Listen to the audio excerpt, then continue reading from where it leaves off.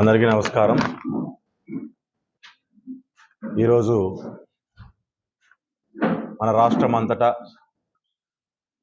నారా లోకేష్ గారు యువగలం పాదయాత్రలో పర్యటిస్తూ రాష్ట్రంలో దగ్గర దగ్గర 220 రోజులు 3100 కిలోమీటర్ల పైగా పాదయాత్ర చేసి రాష్ట్రంలో ఉన్న సమస్యలన్నింటినీ కూడా ఒక్కొక్కటిగా అడ్రస్ చేస్తూ ప్రజలందరికీ నేనుంటాను అంటూ భరోసా ఇస్తూ ఆయన ముందుకెళ్ళిన పరిస్థితి మనమంతా చూసాము.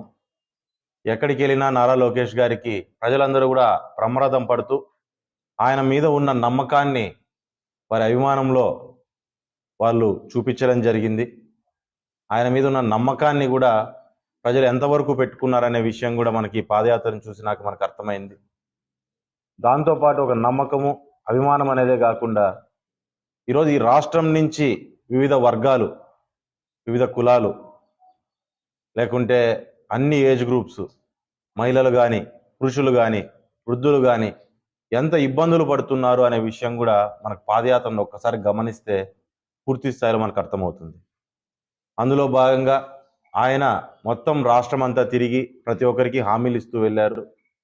ఇంకా తిరిగే సమయంలో కొన్ని నియోజకవర్గాలు చాలా వరకు, కొన్ని టచ్ కాని నియోజకవర్గాలు కూడా చాలా వరకు ఉన్నాయి. ఆ నియోజకవర్గాలన్నింటిలో కూడా శంఖారావం అనే ఒక పేరుతో ఈరోజు ఒక కార్యక్రమాన్ని మొదలు పెట్టడం జరుగుతుంది. దాంట్లో భాగంగా రాష్ట్రమంతా మిగిలిన నియోజకవర్గాలన్నీ కూడా పర్యటించి, దాంట్లోనూ ముఖ్యంగా చంద్రబాబు నాయుడు గారు అరెస్ట్ తర్వాత మధ్యలో గ్యాప్ రావడము, దాని తర్వాత తొందరగా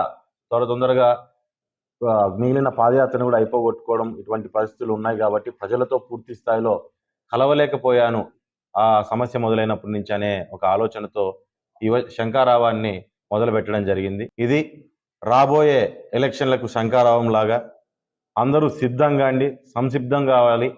ప్రతి సమస్య మనం తీర్చుకునే విధంగా మనం ముందుకెళ్ళాలి అనే ఒక గొప్ప ఆలోచనతో ఈ కార్యక్రమాన్ని మొదలు పెట్టడం జరుగుతుంది.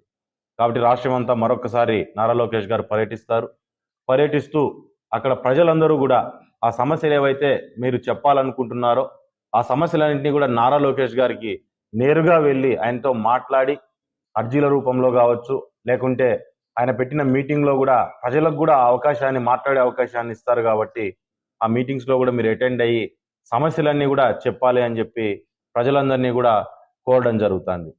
ఈ రకంగా ఈ రాష్ట్రంలో జరుగుతున్న అవినీతి అక్రమాలకు వ్యతిరేకంగా ఆయన మొదలుపెట్టిన పోరాటాన్ని చివరి వరకు కూడా ఆ పోరాటాన్ని చేస్తారని, దాంతోపాటు ఒక కొత్త ఆంధ్ర రాష్ట్రాన్ని కూడా మనం రేపొద్దున 2024 జరగబోతున్న ఎలక్షన్ల తర్వాత కూడా ఒక కొత్త ఆంధ్ర రాష్ట్రాన్ని, ఒక కొత్త పాలనను కూడా మనం చూడబోతున్నాం అనే విషయాన్ని ప్రతి ఒక్కరికి తెలియజేయడం జరుగుతుంది.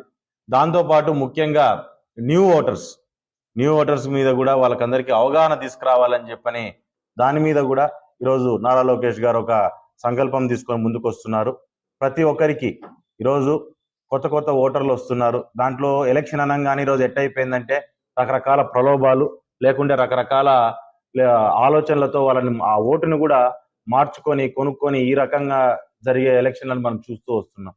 అటువంటి పరిస్థితి కాకుండా రాష్ట్రం మారాలన్నా, ప్రాంతం మారాలన్నా యువత మొట్టమొదటిగా అడుగు ముందుకు వేయాలి అనే దాన్ని గట్టిగా నమ్మిన వ్యక్తి నారా లోకేష్ గారు.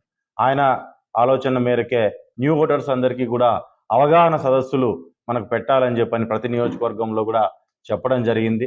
దాంట్లో భాగంగా ప్రతి జిల్లాలోనూ, ప్రతి పార్లమెంట్లో కూడా టీమ్స్ అన్ని రెడీ చేసుకొని కాలేజీల దగ్గరికి వెళ్ళగలిగితే కాలేజీల దగ్గర, లేకపోతే బయట ఎక్కడైనా మనం మీటింగ్స్ చేసుకోగలిగితే అక్కడ కానీ వారందరికీ ఆ ఓటర్ పట్ల అవగాహన, ఓటు ఒక పవర్ ఏంటి అనే విషయాన్ని కూడా వాళ్ళందరికీ కూడా అర్థమయ్యేలాగా చెప్పాలి. మరి దాంతోపాటు రాష్ట్రంలో జరుగుతున్న అన్యాయాల పట్ల యువత ఏ రకంగా ఈ రాబోయే ఎలక్షన్లో ముఖ్యమైన పాత్ర పోషించాలి అనే దాని మీద కూడా పూర్తి స్థాయిలో అవగాహన చేయాలని చెప్పి రాష్ట్ర వ్యాప్తంగా కార్యక్రమాన్ని మొదలు పెట్టడం జరిగింది.